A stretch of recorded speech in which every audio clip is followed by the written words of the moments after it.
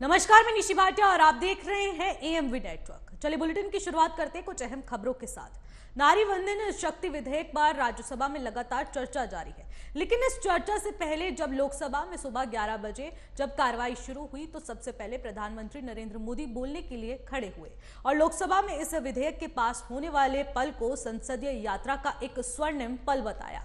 उन्होंने कहा कि कल भारत की संसदीय यात्रा का स्वर्णिम पल था। इस सदन के सभी सदस्य उस स्वर्णिम पल के हकदार हैं। कल का निर्णय और आज हम आखिरी पड़ाव पर पार करने को तैयार हैं। तो देश की मातृशक्ति का जो मिजाज बदलेगा और जो विश्वास पैदा होगा वो देश को नई ऊंचाइयों पर ले जाने वाली अल्पसंख्यक शक्ति बनकर उभरने वाला है। ये मैं अनुभव करता हूं।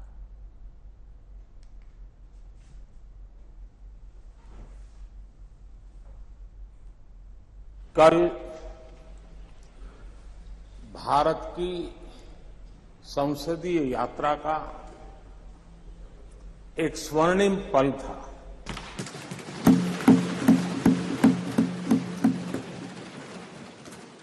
और उस स्वर्णिम पल के हकदार इस सदन के सभी सदस्य हैं। सभी दल के सदस्य हैं। सभी दल के नेता भी हैं। सदन में हो या वह सदन के बाहर हो, वे भी उतने ही हकदार हैं। और इसलिए मैं आज आपके माध्यम से इस बहुत महत्वपूर्ण निर्णय में और देश की मातृशक्ति में एक नई ऊर्जा भरने में ये कल का निर्णय और आज राज्यसभा के बाद जब हम अंतिम पड़ाव भी पूरा कर लेंगे, देश की मातृशक्ति का जो मिजाज बदलेगा, जो विश्वास पैदा होगा, वो देश को नई ऊंचाइयों पर ले जाने वाली एक अकल्पनीय अप्रतिम शक्ति के रूप में उभरेगा। ये मैं अनुभव करता हूं। आज संसद में इतिहास रचने जा रहा है। नारी शक्ति वंदन विधेयक पर राज्यसभा में चर्चा जारी है। इसी बीच बीजेपी के राष्ट्रीय अध्यक्ष जेपी नड्डा ने विपक्ष पर जमकर निशाना साधा। साथ ही उन्होंने नारी सशक्तिकरण के विषय पर बोलते हुए कहा कि क्या दुनिया हमें सिखाएगी कि लेडीज फर्स्ट। हमारे यहाँ तो सीताराम राधे श्याम पहले से ही है। आज सॉफ्टवेयर की दुनिया में 21% महिलाएं हैं। आज इसरो में मंगल मिशन हो, चंद्रयान मिशन हो या आदित्य L1, इन सभी मामलों में महिला वैज्ञानिकों का महत्वपूर्ण योगदान है। वहीं उन्होंने कांग्रेस पर निशाना साधते हुए कहा कि देश का पहला ओबीसी प्रधानमंत्री एनडीए गठबंधन ने दिया है।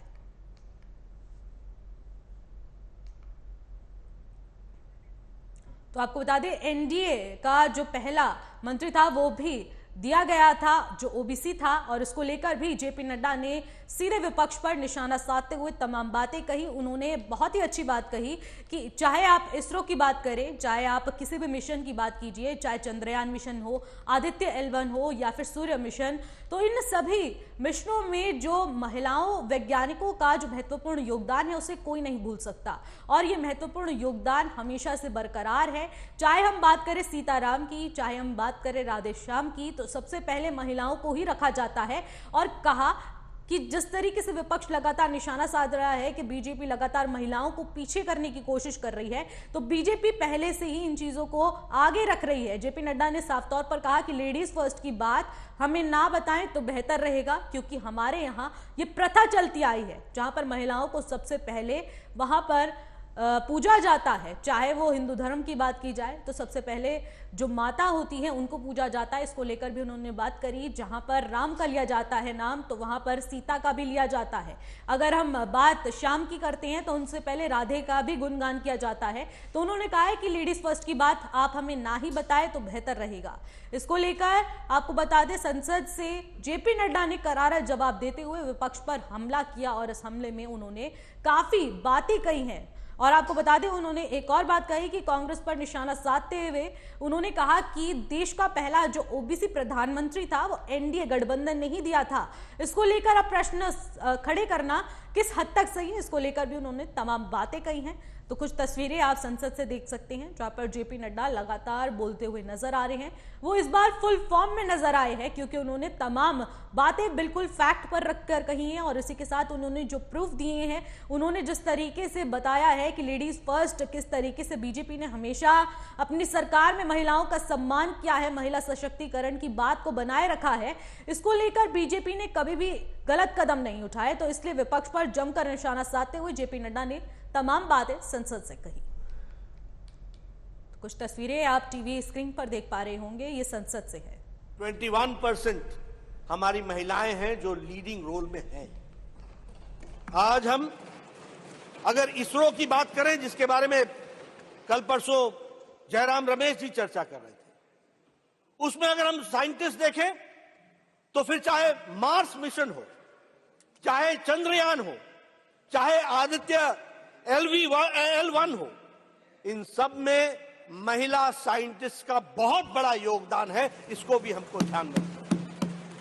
ये भारत में, आजाद भारत में ओबीसी की बात करते हैं, ओबीसी की बात करते हैं। भारत को पहला ओबीसी प्रधानमंत्री भारतीय जनता पार्टी एनडीए ने दिया, यह भी हमको ध्यान रखना। ये ओबीसी की बात करते हैं। मैं कांग्रेस की बात कर रहा हूं। कांग्रेस और भैया मैं कांग्रेस की बात, कांग्रेस दूसरा आज 27 मंत्री ओबीसी के हैं, 27 मंत्री, और हमारे एमपीज, मैं सर कांग्रेस की बात कर रहा हूं, उनकी बात नहीं कर रहा हूं। देवेगौड़ा जी हमारे हैं।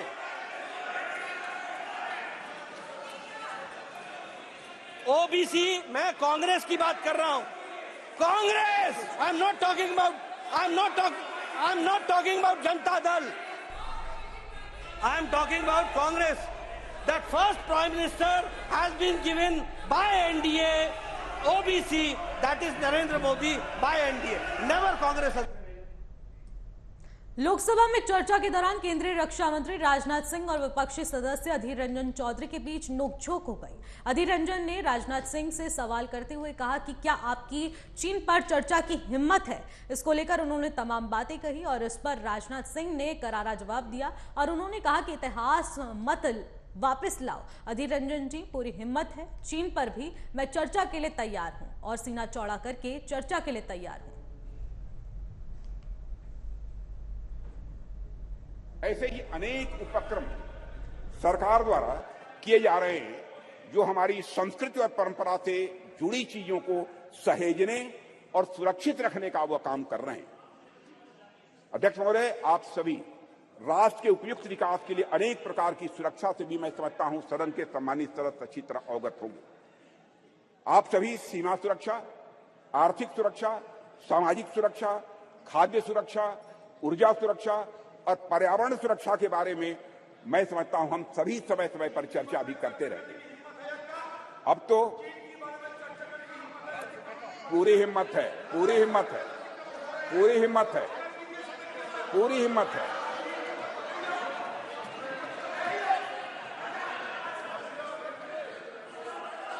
पूरी हिम्मत है, पूरी हिम्मत है। मत इतिहास में मत ले जाओ अधीर रंजन जी, इतिहास में मत ले जाइए। माननीय सदस्य प्लीज, चर्चा चीन पर भी। अध्यक्ष महोदय, अरे भाई अब सुन लिया आपकी बात, मेरी बात सुन ली।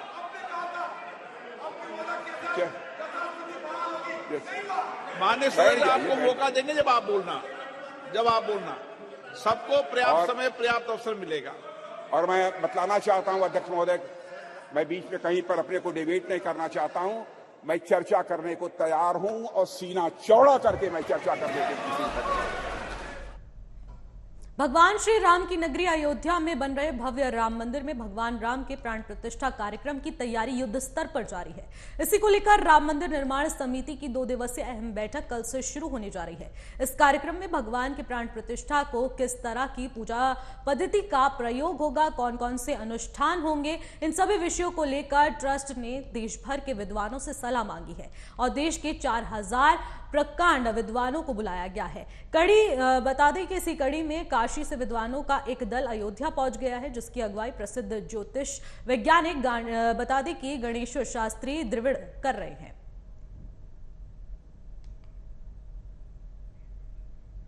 तो आपको बता दें, रामलला की प्राण प्रतिष्ठा को लेकर युद्ध स्तर पर तैयारियां जारी है। निर्माण समिति की अहम बैठक कल से शुरू होगी और किन किन चीजों पर अब काम करना है, इसको लेकर भी बातचीत की जाएगी। प्राण प्रतिष्ठा में जिन जिन चीजों का इस्तेमाल होगा, जिसमें विद्वानों की सलाह मांगी गई है, इसको लेकर भी अब ये बैठक अहम मानी जा रही है। अयोध्या कई विद्वान पहुंच चुके हैं और कईयों को पहुंचना अभी बाकी है, जिसको लेकर अब तैयारियां युद्ध स्तर पर है। ओंकारेश्वर में आदि शंकराचार्य की 108 फीट की प्रतिमा का उद्घाटन सीएम शिवराज सिंह चौहान द्वारा किया गया है। सीएम शिवराज सिंह चौहान ने बताया है कि बता दें कि माधंता पर्वत पर एकात्मक रूप में यह मूर्ति अनावरण कार्यक्रम में पहले प्रमुख सात चतुर्वेद बता दें कि इसी के साथ आहूतियां देकर जगत में मंगल और कल्याण की कामना की गई है। उनकी पत्नी साधना सिंह चौहान ने भी उनके साथ हवन किया। बता दें कि नर्मदा नदी किनारे स्थित मंदिरों के शहर ओंकारेश्वर में बनी इस मूर्ति की ऊंचाई 108 फुट है। बता दें कि परियोजना के निर्माण में 2141.85 करोड़ रुपए की मंजूरी दी गई, जिसके तहत ओंकारेश्वर में एक संग्रहालय के साथ महान संत आदि शंकराचार्य की मूर्ति बनाई गई है।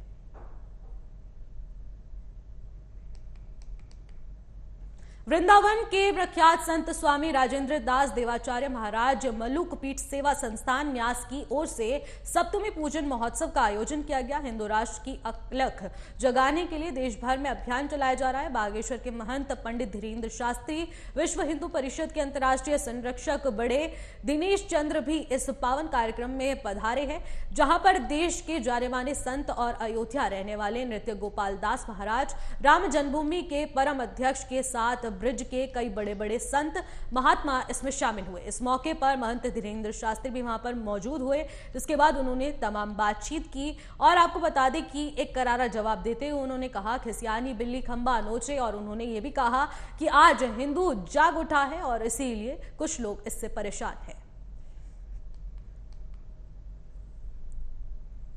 परंपरा तो इस भारत राष्ट्र की सनातन प्राचीन परंपरा है, जिसमें हमारे पूर्वज ऋषियों के प्रति कृतज्ञता ज्ञापित करने के लिए भाद्र शुक्ला पंचमी को ऋषि पूजन किया करते थे। आज भी देश में बहुत से लोग इस अनुष्ठान को बड़े भाव और विधि पूर्वक करते हैं। कालक्रम से धीरे धीरे लोग ऋषि पंचमी को भूलते चले जा रहे थे।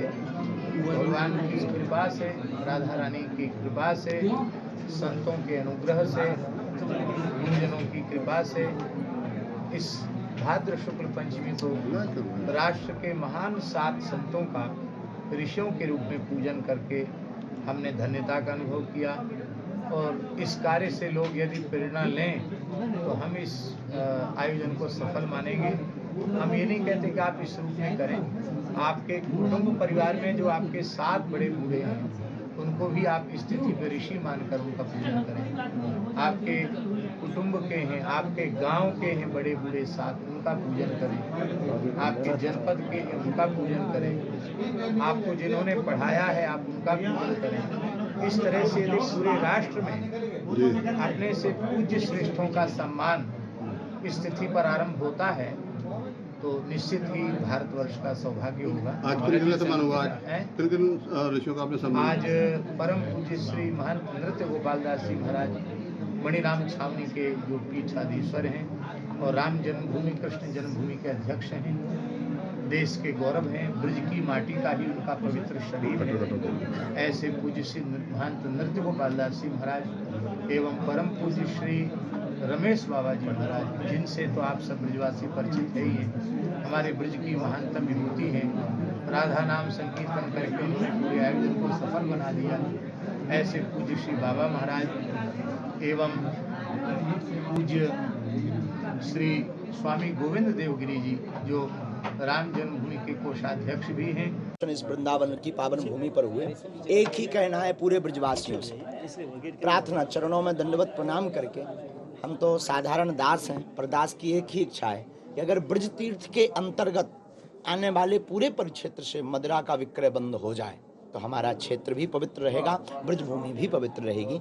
यही आज पूज्य मलुकपीठ वाले महाराज जी के जन्मोत्सव पर प्रार्थना है और यही निवेदन। हम किसी राजनेता पर, 2 कौड़ी के राजनेता पर कमेंट, बहुत जल्दी हम ब्रजधाम पर, ब्रजधाम में रह करके कथा श्रवण करेंगे। स्टालिन ने भी बयान दिया कि सनातन को लेकर के लगातार मूर्ख और धूर्त लोग हैं रावण के खानदान के, खिसियाई बिल्ली खंबा नोचे जैसा हाल है।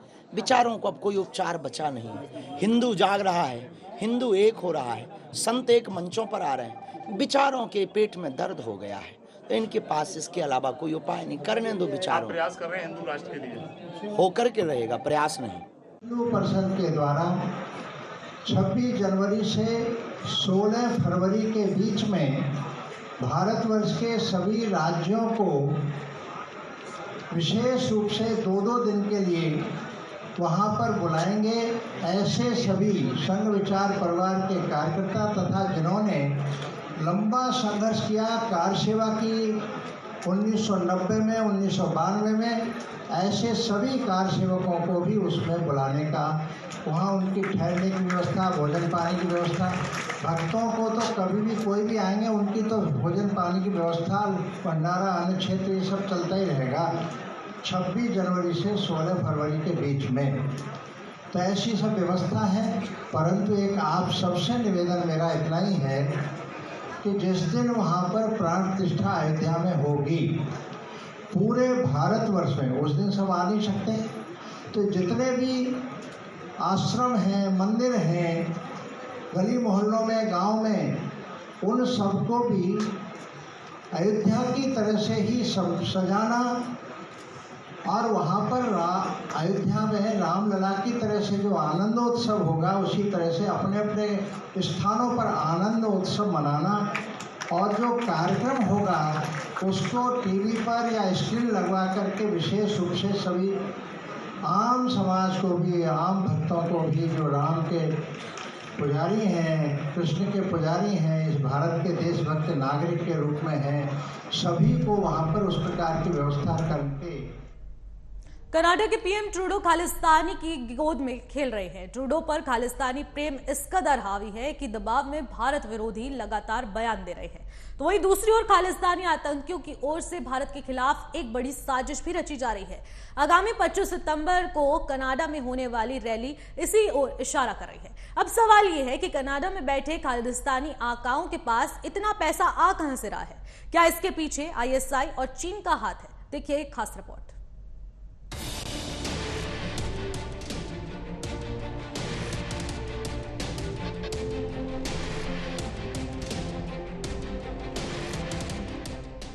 भारत और कनाडा के रिश्तों में खटास लगातार बढ़ती जा रही है और इस सारे फसाद की जड़ सिर्फ एक है, खालिस्तान।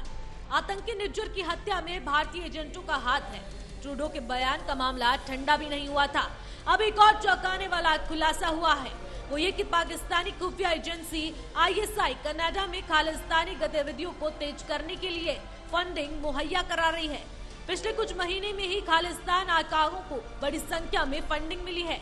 इन पैसों का इस्तेमाल कब, कहां और कैसे करना है, इसका खाका भी सीक्रेट बैठकों में तैयार किया जा रहा है, जिसमें एसएफजी के सरगना गुरुपतवंत सिंह पन्नू सहित खालिस्तानी संगठनों के दूसरे चीफ मौजूद रहते हैं। इन बैठकों में भारत के खिलाफ बड़ी साजिश रची गई है। इन इनपुट के बाद भारत सरकार ने भी एडवाइजरी जारी करके अपने नागरिकों को सतर्क रहने के लिए कहा है। आगामी 25 सितंबर को भारत के खिलाफ होने वाली खालिस्तान समर्थक रैली इसी ओर इशारा कर रही है, जो भारतीय हाई कमीशन के सामने से निकाली जाएगी। इस रैली में हिंसा होने के आसार हैं। इस प्रदर्शन के लिए इस्तेमाल होने वाले पोस्टर और बैनर के लिए पैसे कोई और नहीं, आईएसआई मुहैया करा रहा है। दूसरी ओर कनाडा की सरकार भारत की ओर से 2018 सौंपी गई खालिस्तानी आतंकी संगठनों की सूची पर चुप्पी साधे बैठी है, जिसमें Khalistani tiger force, Sikh for justice और बब्बर खालसा इंटरनेशनल जैसे खूंखार खालिस्तानी संगठन शामिल है। Bureau report, AMB network.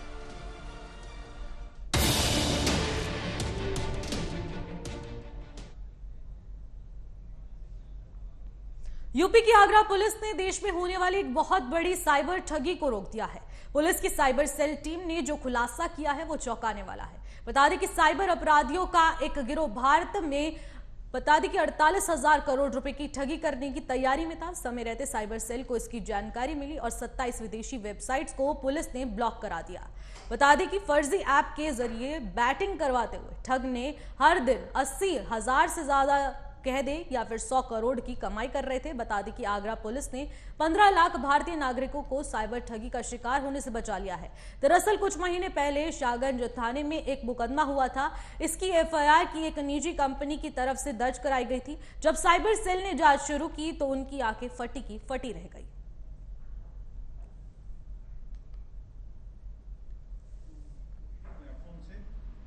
देखिए, शाहगंज थाने में एक स्टार इंडिया ने एक केस रजिस्टर करवाया था और वो केस ये था कि उनकी जो OTT प्लेटफॉर्म से जो स्पोर्ट्स का जो डाटा है और अदरवाइज़ भी जो उनके सीरियल्स हैं उनका डाटा चोरी करके फ्रॉड करके इल्लीगली उसको स्ट्रीम किया जा रहा है।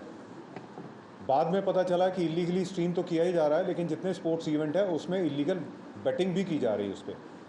उस इन्वेस्टिगेशन को शुरू किया गया और इस इन्वेस्टिगेशन में तेलंगाना से कुछ लोग अरेस्ट भी हुए और भी हमारे लोग वांछित हैं, जिनके लिए हमारी टीम लगातार प्रयास कर रही है उनकी गिरफ्तारी का। लेकिन जब इसमें डीपली इन्वेस्टिगेट किया गया तो हमें पता चला कि ये अकेली वेबसाइट नहीं है जिस पे इस तरह का फ्रॉड किया जा रहा है। पहले तो जेन्युइन OTT प्लेटफॉर्म से उनका डाटा लाइव स्ट्रीमिंग चोरी करके लाइव स्ट्रीमिंग किया जा रहा है, फिर एक अपनी वेबसाइट क्रिएट करके जिसका कि सर्वर अनडिटेक्टेबल है या किसी फॉरेन कंट्री में लोकेटेड है, उसके बेसिस पे उस पर इलीगल बैटिंग करवाई जा रही है, जो कि बहुत बड़े अमाउंट्स में, जैसा कि आपने लाइव वीडियो में देखा। और कुछ रेंटेड अकाउंट्स जो एजेंट्स उन्होंने अपने क्रिएट किए, जिनको ये लालच दिया कि अगर आप हमें जितने अकाउंट्स देंगे उनमें जितनी ट्रांजैक्शन होगी उसमें लगभग 25 से 30% आपको शेयर दिया जाएगा और उसके अलावा जो अकाउंट होल्डर्स होंगे उनको 1 से 3% उसका शेयर मिलेगा। इस तरह के तमाम म्यूल अकाउंट्स या रेंटेड अकाउंट्स खोले गए, जिसके माध्यम से ये ट्रांजैक्शंस की गई ताकि जो उनके सब्सक्राइबर्स हैं, उनके यूज़र्स हैं, उनकी आइडेंटिटी छुपाई जा सके। चले खबर में आगे बढ़ते हैं, जहां पर बेलगाम ट्रक सड़कों पर यमराज बनकर घूम रहे हैं। अब यूपी के सहारनपुर से भी सड़क दुर्घटना का एक ऐसा ही मामला सामने आया है। घटना फतेहपुर की है, जहां पर 2 बाइक सवार व ट्रक में जबरदस्त टक्कर हो गई, जिसमें एक बाइक सवार की मौके पर ही मौत हो गई, वहीं दूसरे को अस्पताल ले जाते समय उसने दम तोड़ दिया। हादसे के बाद ट्रक चालक मौके से फरार हो गया। दोनों के शवों को परिजनों को सौंप दिया गया है। वहीं पुलिस अब इस पूरे मामले में आगे की कार्रवाई करने में जुट चुकी है।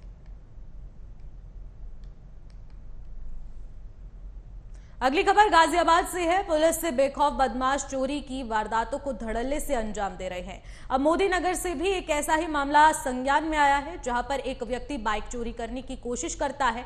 जब बाइक का मालिक बाइक के पास पहुंचता है तो वो उसे फायर आर्म्स दिखाकर भाग जाता है।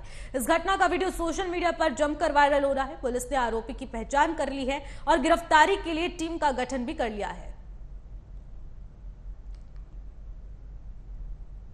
तो चलिए कुछ तस्वीरों के माध्यम से आपको दिखाते हैं कि किस तरीके से इस चोरी की वारदात को अंजाम दिया गया है। पर यह मामला तुरंत ही संज्ञान में आया है। आपको बता दें कि ये मामला मोदी नगर से है, जहां पर एक व्यक्ति चोरी की वारदात को अंजाम देने के लिए यहां पर पहुंचता है। कुछ सीसीटीवी कैमरे की ये जो फुटेज है वो आपकी टीवी स्क्रीन पर देखने को मिल रही होगी कि किस तरीके से वो चोर आता है और उसके बाद गाड़ी को खोलने की कोशिश करता है, उसको ऑन करने की कोशिश करता है, लेकिन इतने में ही उसका मालिक वहां पर पहुंच जाता है, जिसके बाद वो उसे वहां से देखकर भाग जाता है। फायर आर्म्स उसे दिखाने की कोशिश करता है। आप तस्वीरों के माध्यम से देख सकते हैं कि वो पहले फायर आर्म्स दिखाता है। हालांकि ये सब झूठी बात है, लेकिन उसके बाद वो मालिक को देखकर वहां से फरार हो जाता है। लेकिन ये मामला तुरंत पुलिस ने संज्ञान में लेते हुए इसकी शिनाख्त करते हुए अब उसके बाद पुलिस आगे की कार्रवाई कर रही है।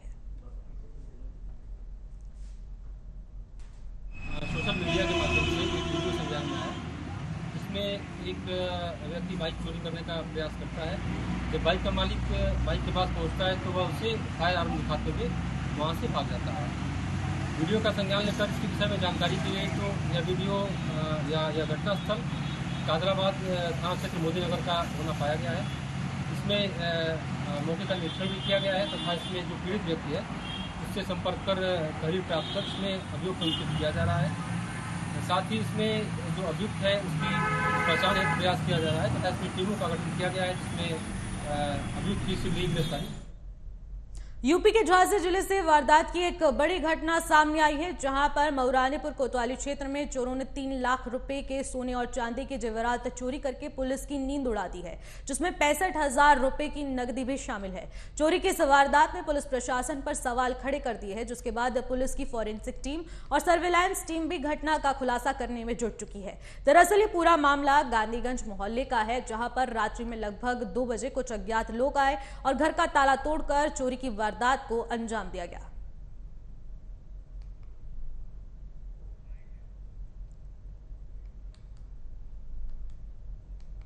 4 बजे फोन पहुंचा है मणिमान को, बोले मम्मी हो चोरी हो गई यहाँ पे। घर पे चोरी हो गई? हाँ। क्या क्या सामान चला गया? एक बड़ा हार है वो 2 तोला को, मंगलसूत्र है वो, और 4 फल को हार है वो 1 तोला को है वो, और झुमकी हैंगी 1 भाई की, चूड़ी हैंगी 1.5 भाई की, और कमाई पेटी है, बेंदी है, नथ है, वो तो समझ लो पूरा सामान है जो चढ़ो है। अगली खबर यूपी के लखनऊ से है, जहां पर एक स्कूली बच्चे की मौत का मामला सामने आया है। अचानक से छात्र की मौत के कारण स्कूल प्रशासन भी हैरान है। मौत का कारण हार्ट अटैक बताया जा रहा है। दरअसल ये पूरा मामला सिटी मोंटेसरी स्कूल का है, जहां पर 9वीं क्लास में पढ़ने वाले एक छात्र की तबियत अचानक बिगड़ गई। क्लास में पढ़ते पढ़ते वो बेहोश हो गया। लोगों को समझ नहीं आया कि आखिर हुआ क्या है। आनन फानन में छात्र को अस्पताल ले जाने के बाद स्कूल के लोग दौड़ पड़े, लेकिन तब तक देरी हो चुकी थी। छात्र ने रास्ते में ही दम तोड़ दिया था।